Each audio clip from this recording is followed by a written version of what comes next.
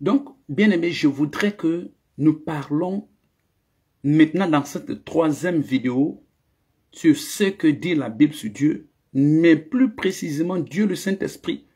Parce que dans la première vidéo, j'ai déjà parlé de la Trinité de Dieu, j'ai parlé de Dieu le Père. Dans la deuxième vidéo aussi, j'ai parlé de Dieu le Père, j'ai parlé de Dieu le Fils. Mais dans cette troisième vidéo, je veux m'appuyer sur Dieu le Saint-Esprit. Dieu le Saint-Esprit. Donc, retenez la Bible. Dans la Bible, il y a un seul Dieu. Exode, le chapitre 3, le chapitre 20, le verset 3, il dit, tu n'auras pas d'autre Dieu devant ma face. Ma là, ça montre le singulier.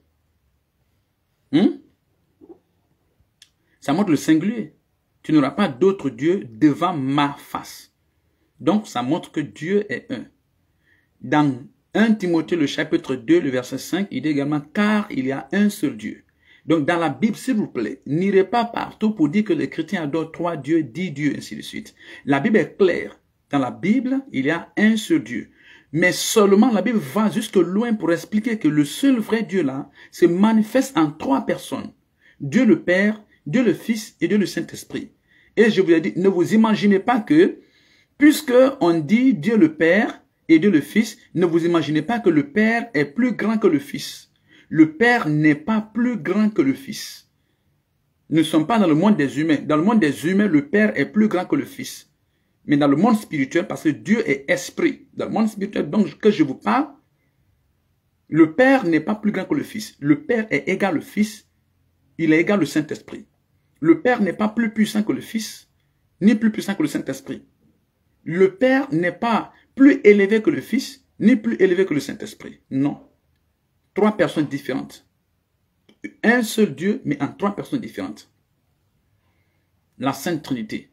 Et je vais vous dire en réalité, la Sainte Trinité, c'est quelque chose que vous ne pouvez pas démontrer. C'est quelque chose que vous ne pouvez pas démontrer.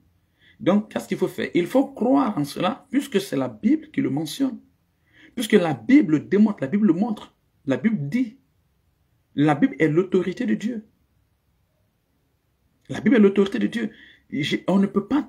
Comment un peut être en 3? La tête humaine, le calcul humain ne peut pas démontrer cela. Est-ce que lorsque Dieu fabriquait l'homme, lorsque Dieu préparait l'homme, il faisait l'homme, il créait l'homme, est-ce que tu sais comment Dieu a fait la tête? Est-ce que tu sais comment Dieu a fait le nez? Est-ce que tu sais comment Dieu a fait en sorte que la poussière soit une chair comme ça? Est-ce que tu sais comment Dieu a créé la lune? Est-ce que tu sais comment Dieu a créé le soleil, la terre, ainsi de suite? Il y a certaines choses que l'homme ne peut pas expliquer. Donc, en réalité, la Sainte Trinité, la Trinité de Dieu, est quelque chose que vous ne pouvez pas expliquer. Ça dépasse la compréhension humaine. C'est au-dessus de la compréhension humaine. C'est pourquoi certains refusent et ils résistent et ils disent non, non, c'est pas vrai. Comment? Parce qu'ils veulent comprendre comment un peut être en 3. Comment un seul Dieu, mais en 3 personnes. Non, vous ne pouvez jamais comprendre cela. Et vous ne pouvez pas vraiment expliquer cela. Mais la Bible le dit. Et on voit cela dans la Bible. Vous pouvez expliquer le vent. Vous ne pouvez pas expliquer le vent, mais vous sentez le vent. Vous voyez ses actions, ainsi de suite. Donc c'est un peu comme ça. Donc dans cette vidéo, je m'appuie sur la 3e personne de la Sainte Trinité, de la Trinité divine, le Saint-Esprit. Le Saint-Esprit est Dieu. Le Saint-Esprit est Dieu. Il est une personne et non seulement une influence, comme certains le pensent, comme certains le voient à tort. Ce n'est pas, le Saint-Esprit n'est pas simplement une influence. Merci beaucoup, je vous aime très fort. Le Saint-Esprit n'est pas simplement une influence. Le Saint-Esprit est une personne. Quand on parle de personnes, il y a des personnes morales et il y a des personnes physiques. Ce n'est pas une personne physique comme ça, là, comme moi. C'est une personne spirituelle.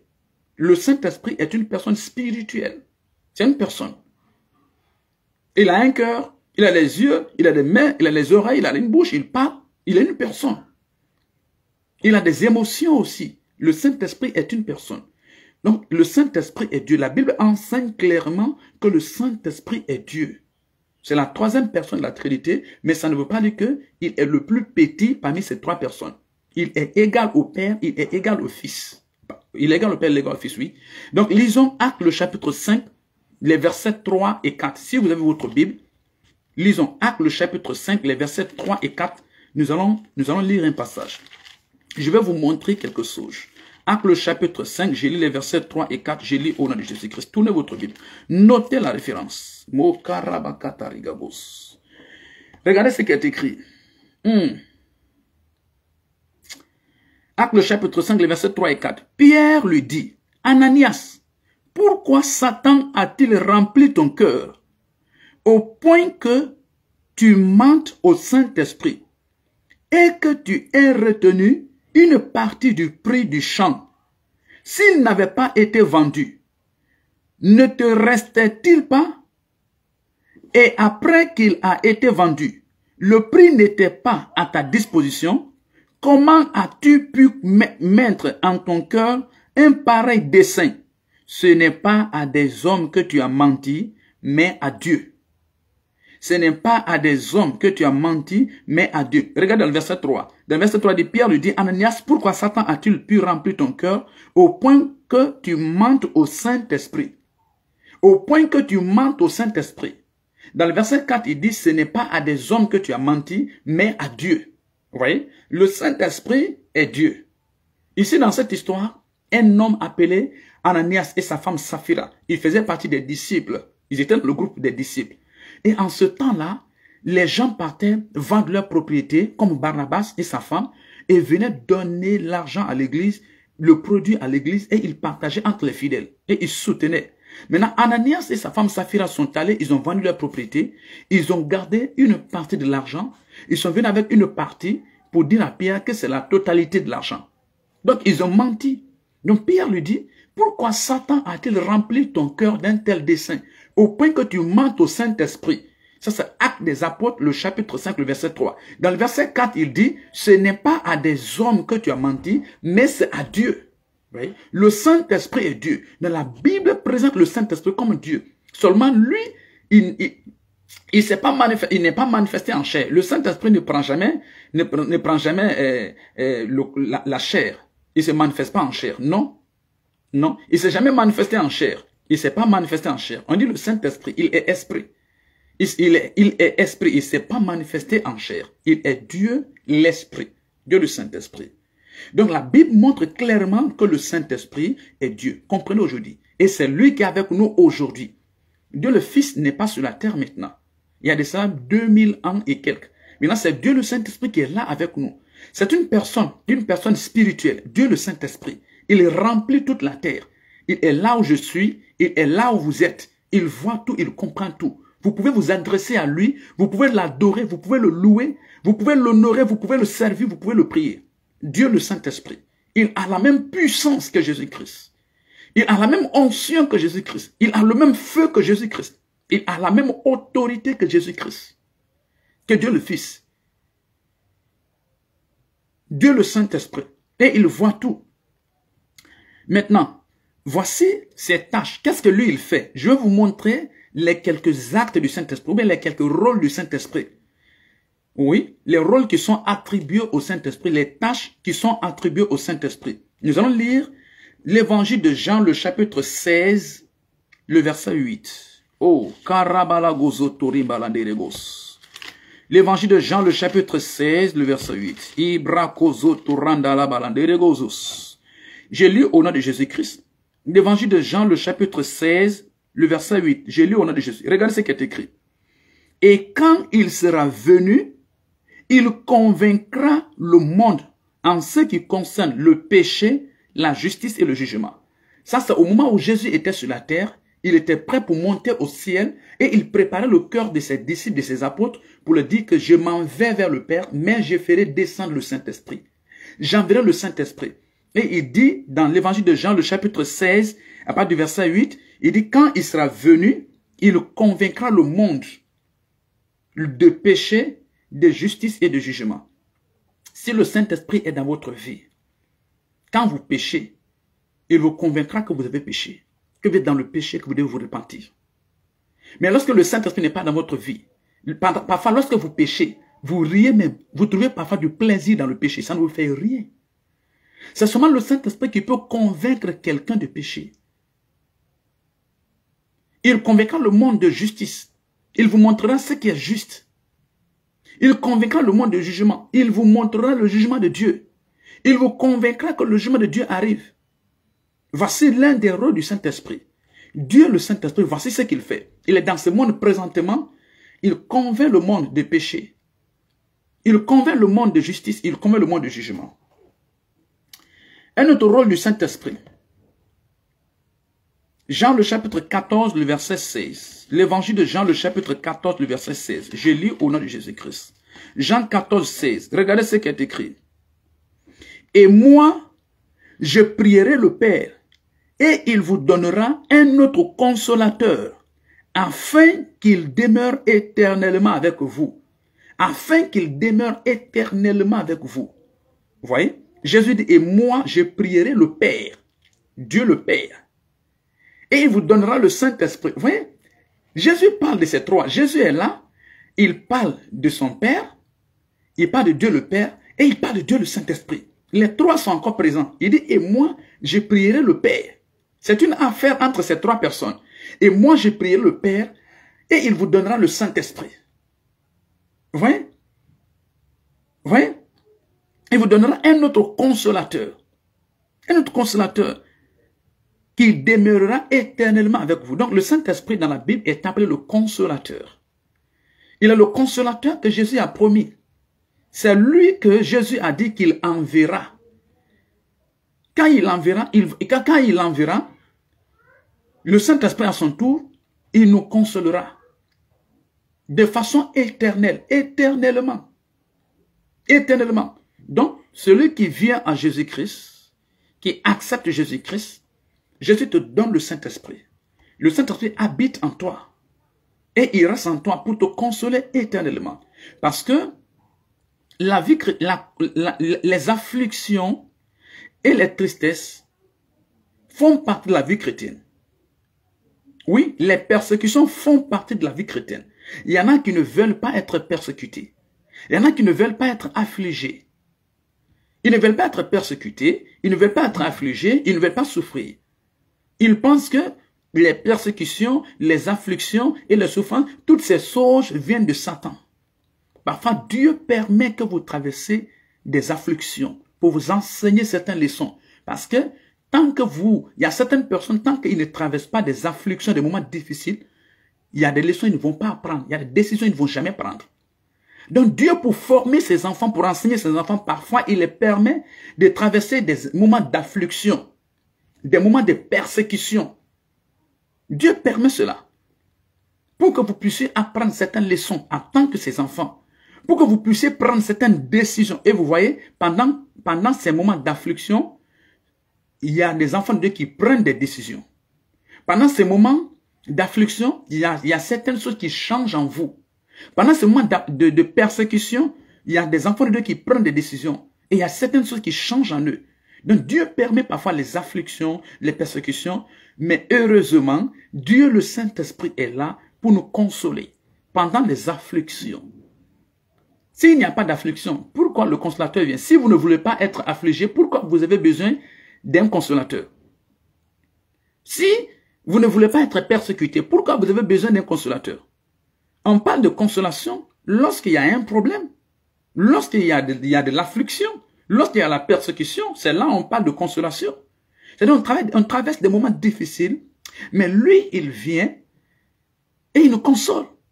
Donc c'est l'un des rôles du Saint-Esprit. Donc si vous ne connaissez pas le Saint-Esprit, si vous n'agissez pas avec le Saint-Esprit, si vous ne priez pas le Saint-Esprit, si vous ne louez pas le Saint-Esprit, vous n'adorez pas le Saint-Esprit, vous ne serez pas consolé. Vous avez négligé votre consolateur. Si vous négligez le Saint-Esprit, vous avez oublié celui qui doit vous consoler dans les afflictions, dans les persécutions, des moments difficiles.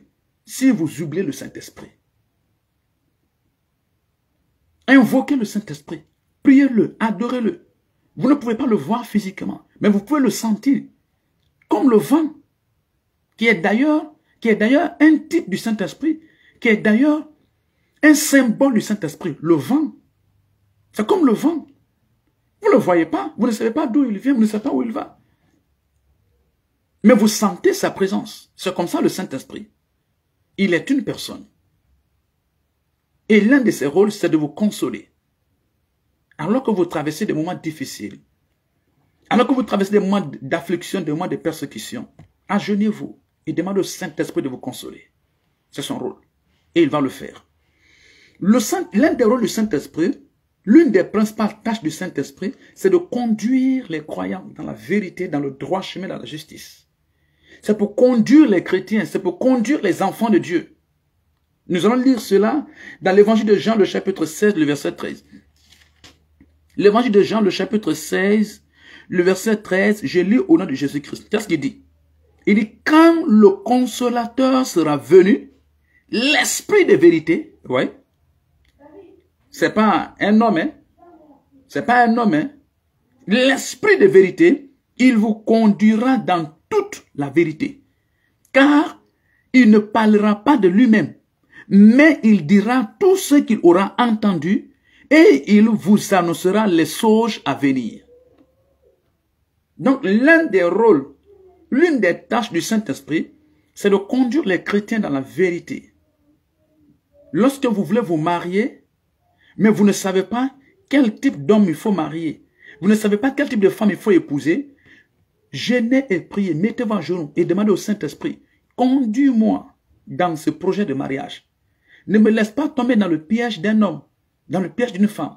Et le Saint-Esprit, si vous vous abandonnez dans les mains du Saint-Esprit, par la prière, par le jeûne, le Saint-Esprit va vous conduire et vous allez faire un bon choix de mari. Vous allez faire un bon choix de femme. La plupart des personnes, même des chrétiens, même des pasteurs, qui font un mauvais mariage, un mauvais choix, après ils regrettent, ils divorcent, c'est parce que ils sont rentrés dans le mariage sans demander au Saint-Esprit de les conduire. Sans demander au Saint-Esprit de les conduire. Certaines personnes, même le travail par exemple, lorsque vous cherchez un travail en tant qu'un chrétien, demandez toujours au Saint-Esprit, parce qu'il est notre conducteur. Oh, je t'aime vraiment mon ami, je t'aime vraiment mon ami. Merci d'être venu. Ma puce, je t'aime vraiment. Lorsque vous cherchez du travail par exemple, n'allez pas seulement chercher le travail parce que vous avez un diplôme. Ne vous mettez pas seulement à chercher le travail parce que vous souffrez. Mettez-vous en genoux, jeûnez et priez. Et demandez au Saint-Esprit de vous conduire dans un travail qui va vous faire prospérer. Dans un travail qui va vous faire avancer, qui va vous faire réussir. Un travail que vous n'allez jamais regretter. Et lorsque vous priez comme ça, vous avez confiance au Saint-Esprit, il va vous mettre en contact avec un travail dans lequel vous allez prospérer. Parce que lui, il vous connaît. Mais si vous ne priez pas le Saint-Esprit, vous allez tomber dans un travail où vous allez souffrir. Vous allez contracter un travail où vous allez souffrir sans rien gagner. Donc la plupart des chrétiens, la plupart des enfants de Dieu, la plupart des personnes maintenant souffrent parce que ils ont cherché le travail sans prier. Ils ont leur diplôme, ils ont confiance à ces diplômes, ils ont leurs relations, ils ont négligé le Saint-Esprit.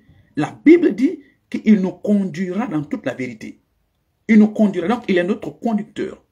Lorsque vous voulez éduquer vos enfants, lorsque vous voulez bien gérer votre famille, un foyer exemplaire ou des enfants exemplaires, vous ne vous basez pas seulement de votre capacité intellectuelle humaine. Non. Non. Vous demandez au Saint-Esprit de vous aider à éduquer vos enfants. Si vous négligez le Saint-Esprit dans l'éducation de vos enfants, quel que soit ce que vous allez faire, vos enfants ne seront jamais ce que vous avez voulu qu'ils soient. Ils ne seront jamais ce que vous avez voulu qu'ils soient. Ils ne seront jamais ceux qui peuvent réjouir votre cœur. Parce que vous avez négligé le Saint-Esprit. Demandez au Saint-Esprit de vous aider à éduquer vos enfants. Demandez au Saint-Esprit de vous aider à avoir un foyer stable, une famille stable, dans tous vos projets. Vous voulez acheter une voiture, vous voulez voyager, vous sortez, vous voulez commencer une entreprise, vous voulez acheter un terrain, tout ce que vous voulez faire, mettez-vous en genoux, jeûnez et priez, et demandez au Saint-Esprit, conduis-moi. C'est pourquoi certains vont aller acheter des terrains où il y a déjà des discussions. Parce qu'ils sont allés là-bas sans consulter le Saint-Esprit. Et après, il y a un problème. Demandez toujours au Saint-Esprit. Demandez toujours au Seigneur. Donc, dans la Bible, Dieu le Saint-Esprit est celui qui nous conduit. Donc, si vous avez négligé le Saint-Esprit, Si vous êtes ignorant du Saint-Esprit, si vous oubliez le Saint-Esprit, si vous le mettez à l'écart, ça veut dire que vous êtes ignorant simplement de votre conducteur. Vous êtes ignorant simplement de votre... Vous avez oublié votre conducteur. Et si vous avez oublié votre conducteur, ça veut dire que vous n'irez nulle part. Dans la Bible, le Saint-Esprit est Dieu. Et l'une de ses tâches, c'est de nous conduire. Qu'est-ce que le Saint-Esprit fait aussi? Dans la Bible, le Saint-Esprit est notre enseignant. L'évangile de Jean, le chapitre 14, le verset 26. Jean, le chapitre 14, le verset 26. Je lis au nom de Jésus-Christ. L'évangile de Jean, le chapitre 14, le verset 26, il dit quoi? Mais le consolateur, l'Esprit Saint, que le Père enverra en mon nom, vous enseignera toutes choses et vous rappellera tout ce que je vous ai dit. Vous voyez? Dans la Bible, le consolateur, c'est l'Esprit Saint. L'évangile de Jean, le chapitre 14, le verset 26. Le consolateur, c'est pas un homme. Le consolateur, c'est l'Esprit Saint. Dans la Bible, l'évangile de Jean, le chapitre 14, le verset 26, il dit, mais le consolateur, l'Esprit Saint, que le Père enverra en mon nom. C'est l'Esprit Saint que le Père enverra, c'est pas un homme. Dans la Bible, le consolateur, c'est l'Esprit Saint. Il dit quoi? Il vous enseignera toutes choses. L'un de ses rôles, l'une de ses tâches, c'est de vous enseigner. Merci, je vous aime très fort. Merci, mon ami. L'un des rôles du Saint-Esprit, c'est de vous enseigner. L'un des rôles de l'Esprit Saint, c'est de vous enseigner. Il vous enseigne des choses que vous ne connaissez pas. Il vous enseigne comment parler. Il y en a qui ne savent pas parler. Mon ami, venez, le Saint-Esprit va vous apprendre à parler. Si le Saint-Esprit vous apprend fio à parler, quel que soit le problème qui est grave dans lequel vous êtes, si vous parlez à la personne, c'est fini. Mais si vous n'avez pas le Saint-Esprit, oh, vous allez mal parler et vous allez vous mettre dans des problèmes. D'autres ne savent pas se comporter. Ils n'ont pas un bon comportement, une bonne attitude. Venez, le Saint-Esprit va vous enseigner comment vous comporter, comment agir. D'autres ne savent pas comment éduquer leurs enfants. Venez, le Saint-Esprit va vous enseigner comment on éduque les enfants. D'autres ne savent pas. Hein? Bon, il y a beaucoup de choses. Tout ce que vous ne comprenez pas, le Saint-Esprit vous enseigne. Il est notre enseignant. Donc, c'est lui qui peut vous enseigner, même la parole de Dieu. C'est pourquoi vous ne pouvez jamais interpréter la Bible. Vous ne pouvez jamais enseigner la Bible si vous n'avez pas accepté Jésus-Christ dans votre vie comme votre Seigneur, votre Sauveur personnel. Parce que c'est la seule condition pour vous de recevoir le Saint-Esprit. Là où Jésus n'est pas, le Saint-Esprit n'est pas. Là où Jésus est, c'est là où le Saint-Esprit est. Donc, si vous tournez vers Jésus-Christ, si vous acceptez Jésus-Christ, il vous donne le Saint-Esprit. Et s'il vous donne le Saint-Esprit vous rend capable de comprendre la Bible, de comprendre la parole de Dieu, de comprendre les choses que je dis. Le Saint-Esprit vous rend capable de comprendre même des choses dans la vie que vous ne comprenez pas. Il vous enseigne. Si vous négligez le Saint-Esprit, vous avez négligé votre plus grand enseignant. L'un des rôles du Saint-Esprit. Donc, nous avons vu les tâches du Saint-Esprit. Il convainc le monde de péché, de jugement, de justice. Il console, il conduit, il enseigne et il peut être attristé. Nous allons voir Éphésiens le chapitre 4, le verset 30. Le Saint-Esprit peut être attristé. Vous pouvez attrister le Saint-Esprit. Éphésiens le chapitre 6. Éphésiens le chapitre 4, pardon, le verset 30. Éphésiens le chapitre 4, le verset 30. J'ai lu au nom de Jésus-Christ. Il dit, n'attristez pas le Saint-Esprit par lequel vous avez été scellés pour le jour de la rédemption. Le Saint, vous voyez, c'est une personne. C'est une personne. Donc, vous pouvez attrister le Saint-Esprit lorsqu'on vous parle de Jésus-Christ. On vous parle de Jésus-Christ et vous refusez de croire en Jésus-Christ, vous attristez le Saint-Esprit. Lorsque vous avez accepté aussi Jésus-Christ et vous refusez de marcher dans la parole de Dieu, vous attristez le Saint-Esprit. Exemple, la Bible enseigne que nous devons prier sans cesse. Lorsque vous refusez de prier, vous attristez le Saint-Esprit. La Bible enseigne que nous devons payer la dîme, par exemple. Lorsque vous refusez de payer la dîme, vous attristez le Saint-Esprit. La Bible enseigne que nous devons pardonner tous ceux qui nous ont offensés. Lorsque vous refusez de pardonner les autres et vous les gardez dans votre cœur, vous attristez le Saint-Esprit.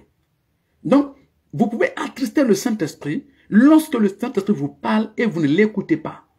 Il vous dit pardonnez, vous ne l'écoutez pas. Lorsque le Saint-Esprit vous enseigne que vous devez marier légalement votre femme et vous refusez de marier, d'épouser, de marier légalement votre femme, vous vivez dans le concubinage, dans la fornication, dans l'immoralité, vous attristez le Saint-Esprit. Donc, il peut être attristé, tout comme vous pouvez aussi réjouir son cœur.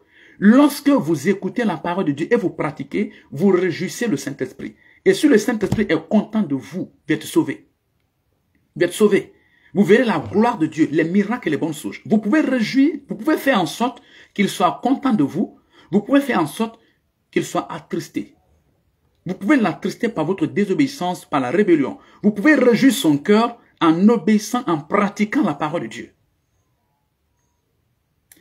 La demeure du Saint-Esprit, c'est notre corps. Le Saint-Esprit habite dans le corps du chrétien. Pas dans le corps de tout le monde. Dans le corps de ceux qui ont accepté Jésus-Christ comme leur Seigneur et leur Sauveur personnel, le Saint-Esprit vient habiter en eux. Éternellement, il demeure. Il habite en eux pourquoi? Il habite en eux pour les remplir de sa puissance. Il habite en eux pour les enseigner. Il habite en eux pour les conduire. Il habite en eux pour les consoler. 1 Corinthiens, le chapitre 6, le verset 9. 1 Corinthiens, le chapitre 6, le verset 9, je lis au nom de Jésus-Christ. Merci mon fils, je vous aime très fort. Merci mon fils. Vous me manquez, ça fait très longtemps, Dieu vous bénisse. 1 Corinthiens, le chapitre 6, le verset 19, je lis au nom de Jésus-Christ. Je lis au nom de... Tournez votre Bible s'il vous plaît. Je vais vous montrer un passage. 1 Corinthiens, le chapitre 6, le verset 19. Regardez ce qui est écrit. Ne savez-vous pas que votre corps est le temple du Saint-Esprit qui est en vous, que vous avez reçu de Dieu et que vous ne vous appartenez point à vous-même. Donc la Bible enseigne que notre corps est le temple du Saint-Esprit. Notre corps est le temple du Saint-Esprit. Notre corps est la maison du Saint-Esprit. Le corps des chrétiens, le corps de ceux qui ont accepté Jésus-Christ comme leur vie, comme leur Seigneur et leur Sauveur personnel. Le Saint-Esprit vient habiter dans votre corps. Donc, vous qui me suivez maintenant, merci mon frère, je vous aime très fort. Merci monsieur Kamalo, je vous aime très fort. Donc le Saint-Esprit vient habiter dans notre corps. Le corps du croyant est le temple du Saint-Esprit. Si vous acceptez Jésus-Christ dans votre vie, comme votre Seigneur et votre Sauveur personnel, votre vie devient la maison du Saint-Esprit. Il vient habiter en vous. C'est pourquoi faites attention.